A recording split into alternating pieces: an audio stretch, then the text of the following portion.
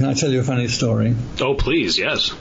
Back in the 60s, in one of my earlier operations, I had 3 colleagues, and we decided to do a 4-person invocation. Now, this bears on your question about should you have other people in the circle, which this anecdote will finish up by concluding no. Should you be isolated from everywhere? And the answer to that is yes. So we had a sound studio to do it in, which was brilliant because A, we could record the entire operation at high quality, B, we could hear no noise from outside, and C, we were guaranteed no interruption. Now, there was a couple of downsides. One of them was it had a highly efficient aircon system, so whenever we turned the incense on, it spiraled up in the air and got sucked out through the aircon vents. But, you know, you got to live with these things. So now we performed the operation, and one of the guys in the group, who is no longer with us, he's passed on, was a bit of a joker. And so after we'd done 95% of the operation, we built up quite a lot of tension. The tension was magical. There was also psychological tension because the 4 of us were fairly new at this sort of stuff. He'd recently been reading Alice Bailey, who he thought was very tendentious, long-winded, pain-in-the-ass writer. Now, that's not necessarily my opinion of her, and I don't wish to offend anybody who venerates her writing. But you must admit that she's a bit long-winded and a little bit boring. So he'd been thinking about this, and we almost reached the climax. And he, being an idiot joker, intoned Alice Bailey in a very effective vibratory form. And the entire edifice of the ritual collapsed. Not physically, but the magical edifice. And we all broke out laughing because we knew what his opinion of Alice Bailey was, and we killed ourselves. And at which stage I said, look, you've just completely ruined the operation. We've been building up to this for weeks. And I was quite annoyed, actually. Yeah, I don't blame you. And the others were, oh, well, you know, it's just him. And so we adjourned for the night and picked up the equipment and left and locked up the studio and went home. In the morning, I got an alarmed phone call from the guy who actually had the job of looking after the studio because of him we got to use the studio. And he said, you will never guess what's happened.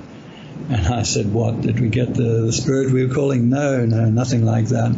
But this morning, a crazy person arrived with a station wagon absolutely crammed with boxes of books.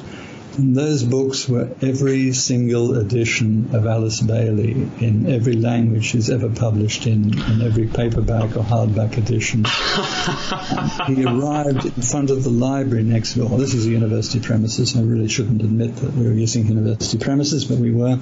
And demanded to see the head librarian and said, I have come to donate these to the library. And the librarian said, well, you know, what are they? And he said, every single edition of Alice Bailey's wonderful work. And this will be a great advantage to the university. And the librarian's there trying to decline this. This is before the days when libraries actually declined donations. And he's getting more and more frenetic. In the end, he unloaded on the pavement, which was the common pavement for the sound studio and also for the library, got in his car and drove off. So the librarian had no choice. And I went, well, the magic worked, but it didn't work in the way we wanted.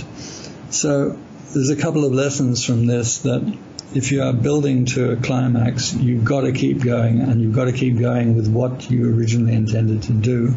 Do not take an idiot into the circle who is going to suddenly do something like this. It's a good reason for not taking idiots into the circle. Before that, I thought he was a sensible lad, but his sense of humor overcame his feeling of awe for the magic.